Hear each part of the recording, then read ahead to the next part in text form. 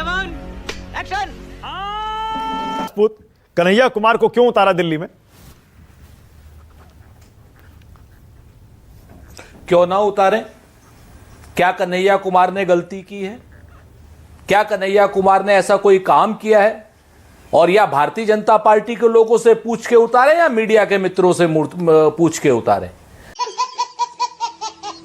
जो लड़का पूरे देश में सांप्रदायिकता के खिलाफ अलख जगा रहा है, जो लड़का संविधान को बचाने की बात कर रहा है, जिस लड़के के खिलाफ पूरे देश में भारतीय जनता पार्टी और उसकी समर्थक मीडिया, मैं न्यूज 24 को फिर नहीं कह रहा हूं, भारतीय जनता पार्टी और उसकी समर्थक मीडिया जिस तरीके से उसको टुकड़े टुकड़े गैंग, टुकड़े टुकड़े और क्या नाम उल्टी सीधी बातें कर रहे हैं, तो क्या हम अपने एक राजनीतिक कार्यकर्ता की हत्या होने दें? नहीं होने देंगे। बहुत स्पष्ट रूप से। अच्छा, ओके, पहले मैं एक बात स्पष्ट कर दूं सुरेंद्र भाई, पहले मैं एक बात स्पष्ट कर दूं। आपने कहा क्यों ना उतारे, मैंने ये सवाल नहीं किया कि आपने क्यों उतारा जी। क्यों उतारा से मेरा मकसद ये था सवाल पूछने का, आपकी रणनीति क्या है? कन्हैया कुमार को आपने क्यों उतारा? क्यों उतारा ऐसे नहीं कि क्यों उतार दिया भाई, नहीं, आपकी रणनीति क्या है? कन्हैया को क्यों उतारा? चुनाव में एक ही रणनीति होती है, जीतने के लिए उतारा है। सही पकड़े हैं। मनोज तिवारी को जो रिमोट से लहंगा उठाता है महिलाओं की, उसको परास्त करने के लिए उतारा है। मनोज तिवारी जो अश्लील, भोंडे, नीच और निर्लज्ज भोजपुरी गाने गाता है और पूरे महिला समाज को और भोजपुरी समाज को और भोजपुरी भाषा का अपमान करता है, उसको हराने के लिए उतारा है। मनोज तिवारी की जो थिथरई है, जिस तरीके से मनोज तिवारी ने पूरे भोजपुरी समाज का अपमान किया है, उसका परास्त करने के लिए उतारा है। बिहारी वर्सेस बिहारी होगा। नई दिल्ली में जिस तरीके की बात मनोज तिवारी करते हैं, उसके खिलाफ उतारा है।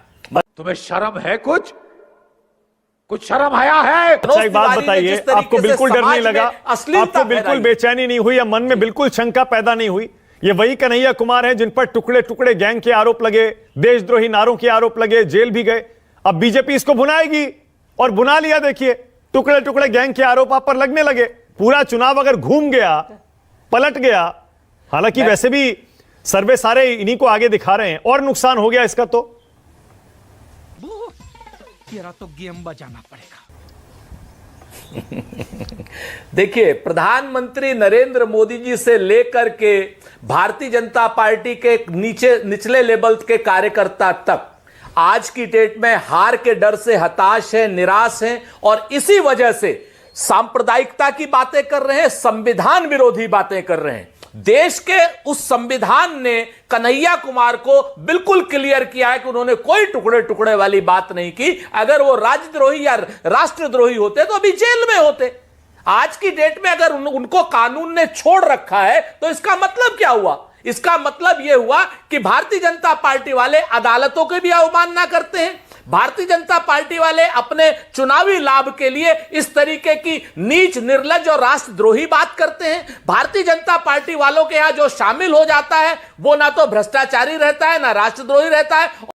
अरे बाप रे, ये तो धोती खोल रहा है। और जो भारतीय जनता पार्टी में शामिल नहीं होता है, अब शैला मसूद भारतीय जनता पार्टी के मदद से वहां पर हो गई है क्या जम्मू कश्मीर में प्रोफेसर। आप बताइए मुझे, आरपी सिंह जी बताएं या नरेंद्र मोदी बताएं कि वो टुकड़े टुकड़े गैंग वाली है, वो टुकड़े टुकड़े गैंग वाली है, या फिर वो टुकड़े टुकड़े राष्ट्र भक्त हैं। आज की डेट में शैला मसूद को कोई भी आदमी टुकड़े टुकड़े गैंग वाला नहीं कह रहा है। क्यों नहीं कह रहा है? क्योंकि शैला राशिद, सॉरी, हाँ शैला राशिद, सॉरी नाम गलत हो गया। शैला राशिद को ये लोग टुकड़े टुकड़े गैंग वाला क्यों नहीं कह रहे हैं? आज की डेट में तो अपने घर में बैठाए हुए हैं, अपनी बहन और बुआ बना करके।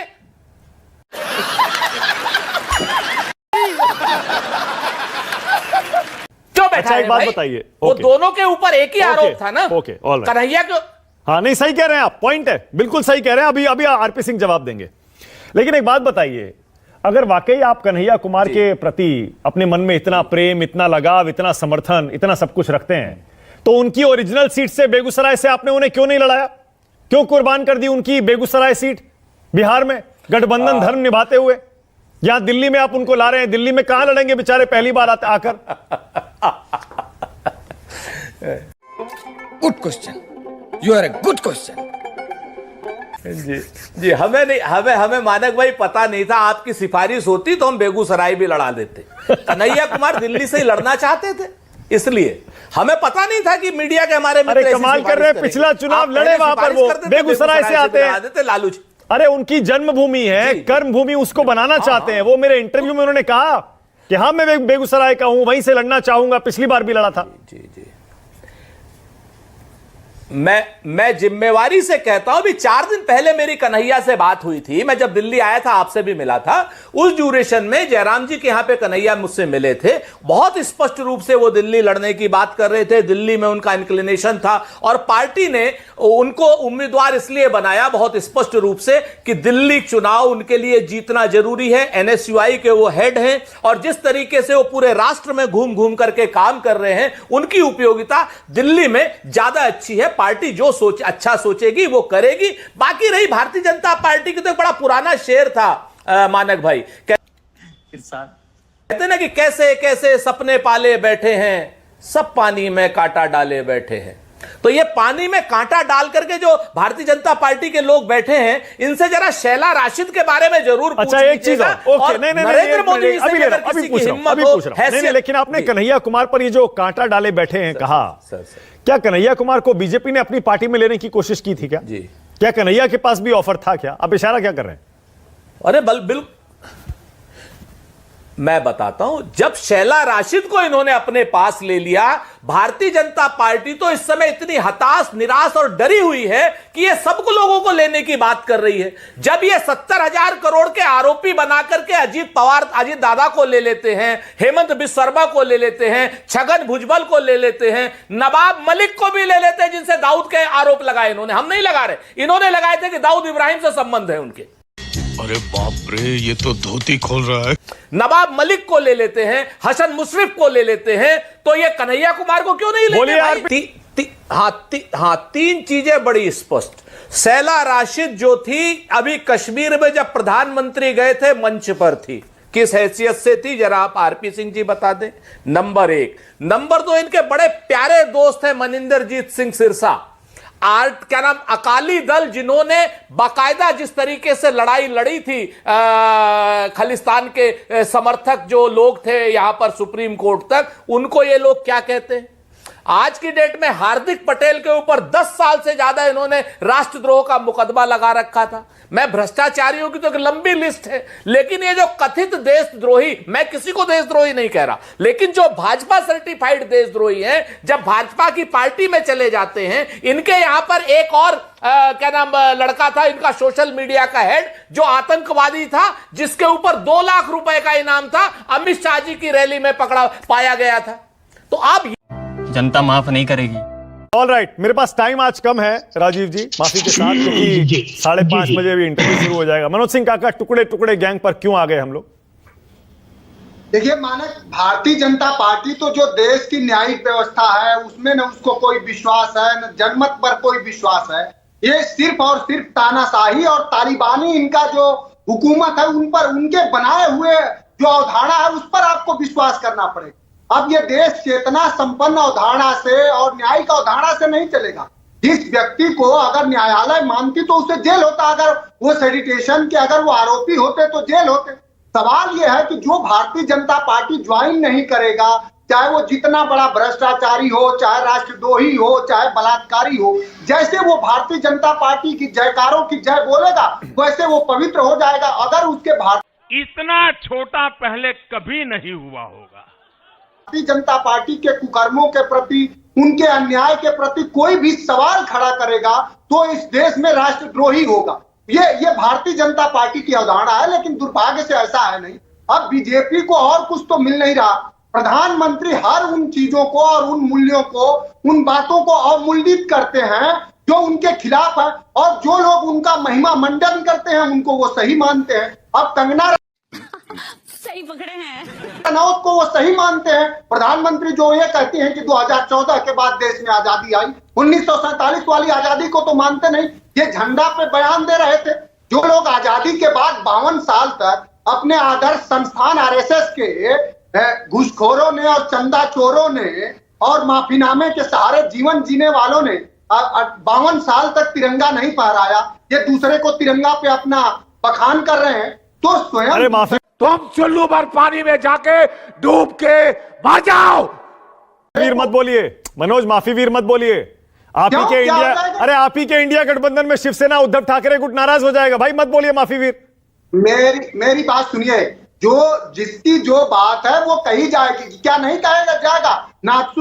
नाथूराम गोडसे को मानने वाले लोग और गांधी के मूर्तियों पर, स्मृतियों पर जाके झूठा सर रखने वाले लोगों को आप माफी वीर नहीं बोलेंगे अच्छा, तो क्या बोलेंगे? अरे भाई तो भाई उद्धव ठाकरे नाराज हो जाएंगे, सोच लीजिए, हमें क्या है, कौन नाराज हो जाएगा? हमें क्या है, आपका गठबंधन है, आपको बचाना है, मैं तो आपको सलाह दे रहा हूं। मुझे ना बचाइए, इस देश के जनमानस को बचाइए। सही बात कह देने पर नेशनल दस्तक और बोलता हिंदुस्तान जैसे संस्थानों को बंद किया जा रहा। आपने तो वैचारिक रूप से आरपी सिंह को नंगा कर दिया कि एक ही मुकदमे में सहला राशिद और कन्हैया कुमार दोनों थे, अब एक इनको ज्वाइन कर लिया तो वो पवित्र हो गई, एक ज्वाइन नहीं करा तो वो अपवित्र है।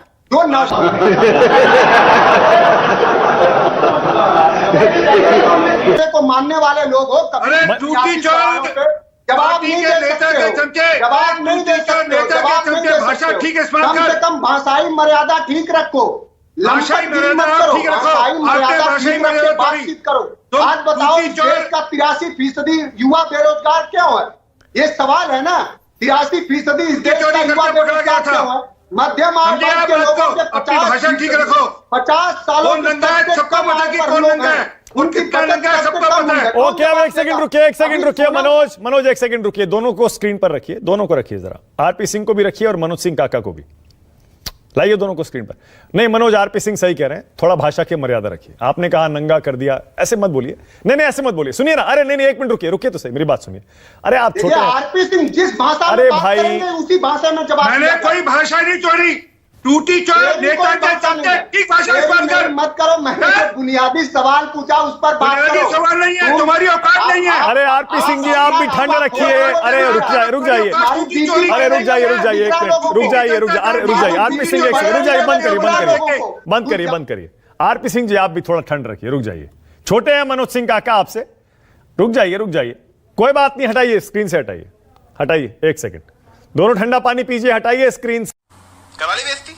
सुरेंद्र राजपूत कन्हैया की जमानत जब्त हो जाएगी, आरपी सिंह कह रहे हैं, जल्दी से बोलिए, पीएम का इंटरव्यू आने वाला है।